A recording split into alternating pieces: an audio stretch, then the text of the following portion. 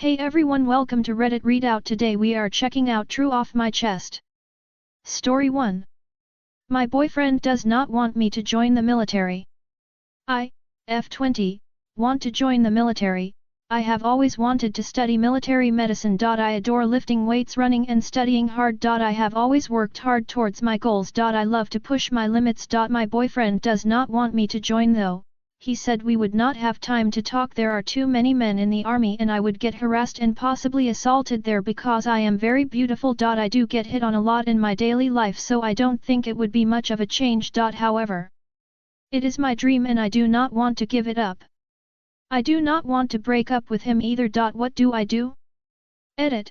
I have had a few people in the Story 2. I feel a bit depressed about not being born and growing up in the USA. I'm in my late 20s, from Italy. I didn't have a bad life here, but lately I've been feeling bad about not growing up in the USA. Maybe it's too little to say, but a couple of trips and experiences with American people made me think that I would have fared better.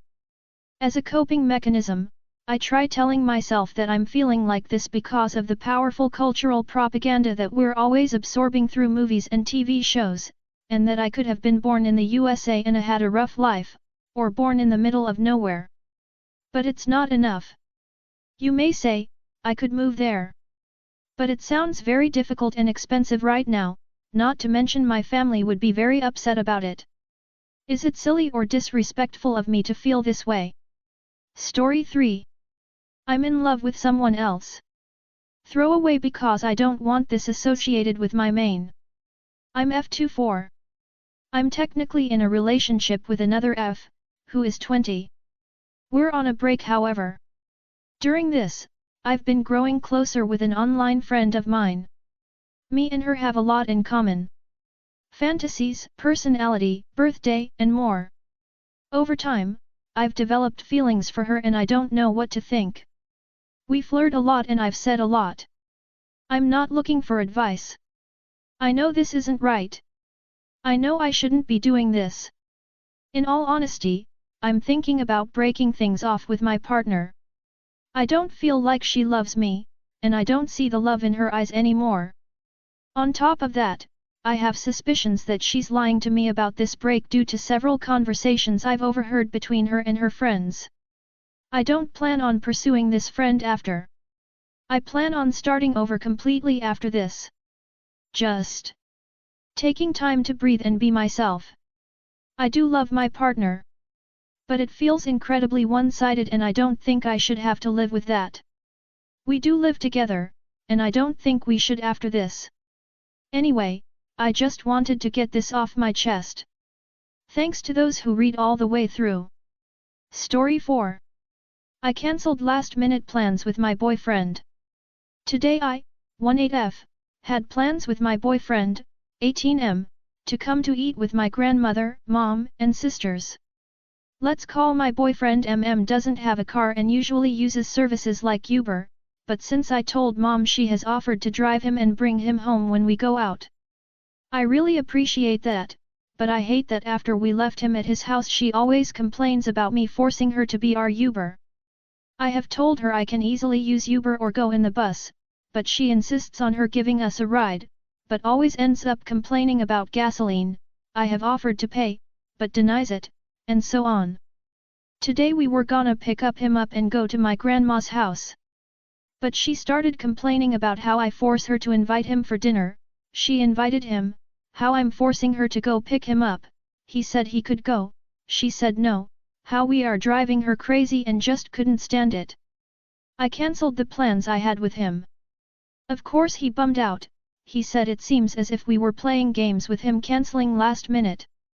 I know I'm the bad here, but I was so tired of her saying I was forcing her when she insists and then complains. Tired of her saying I shouldn't date a poor person, that forces her to be our Uber. My grandma prepared everything too pretty for him. I feel bad now. I shouldn't have rushed because an hour later we could have picked him up, if I had stayed quiet. I made him feel bad, made my mother feel bad, my grandma. I just want vacations to end. Be the first to comment. Nobody's responded to this post yet. Add your thoughts and get the conversation going. Story 5. Daughter taking stepfather's name. My husband Tom Green * and I have been together since my daughters were 24 months and 13 months old. He is not their biological father but he is their daddy. The oldest, Toddy Thomas, is getting married within the next year and she plans to change her last name where she has her stepdad's, Green, plus her husband's, Harper Star. So she will be Toddy Green Harper. She isn't telling him until it's done so I have to keep this secret because he is going to be real emotional about this, as I will. I just had to put this out there.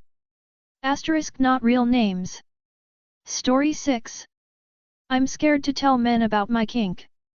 I, 22F, am starting to date and I have a kink that I like the idea of a guy being hypnotized / roleplay mind controlled, consensually. Obviously this is not super common so I would be scared of how a guy would react. I wouldn't want him to think of me differently or be weirded out but I feel like I would want to eventually somehow tell him. How guys would react to it and I feel like I'd be paranoid he'd be freaked out or something. Story 7. My best friend's brother killed himself yesterday. His wife had cancer and the doctors couldn't save her, she died yesterday and we found him also dead beside her. I've been friends with my best friend for almost our whole life so her brother became an older brother I've never had. He often babysits me and I really love hanging out with him. He was so kind and understanding person, and he really loved his wife so much. The saddest thing is that they have a 3-year-old son who's currently with their cousin and is looking for his parents. I've been comforting my best friend and also crying with her. Her mother is also devastated but angry at him for leaving his son.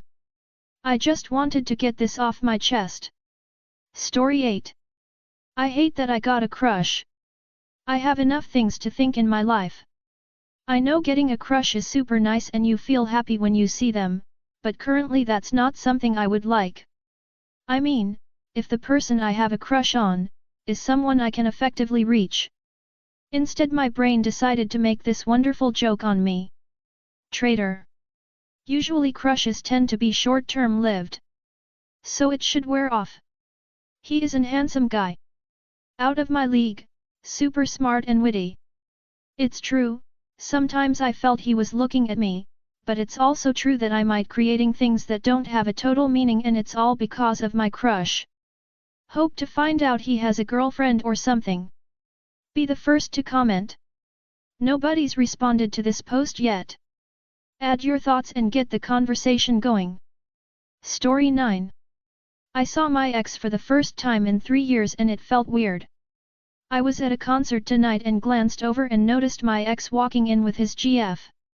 We broke up 4 years ago and I haven't bumped into him since maybe 6 months after the breakup, so around 3 years ago when he started dating his girlfriend. I've lived out of my hometown for the past few years and only come back for brief visits so there haven't been many opportunities for our paths to cross. We didn't make direct eye contact at any point, so I'm actually not sure if he saw me. The venue was relatively small so we were probably within 50 feet of each other the whole time but packed with other people. It was so weird to see him in person again. He looks exactly as I remember. Somehow seeing him felt like no time has passed at all, like he's the same as in my memories of him, yet he feels like a total stranger. It's like seeing a stranger you recognize and know completely, but have no reason to speak to. It was just a strange feeling I don't know how to describe. Not a feeling of sadness or longing for him, more like an emptiness, like seeing a ghost from a past version of my life. It's weird because someone who was once so important to me is now a stranger I avoid eye contact with. Story 10. I think I lost my soulmate. My ex, 25, and I, 27, have officially been broken up longer than we were together at this point, which is what makes what's going on that much more difficult to wrap my head around. When our relationship ended, I wasn't that much of a wreck, in my opinion. I was sad it ended, and maybe a bit dramatic at first, but I only wished her the best. We have no contact. She was not ready for a serious relationship and I cannot fault her for that. I may not have gotten the closure I would have liked, but that's life and her being happy was more important.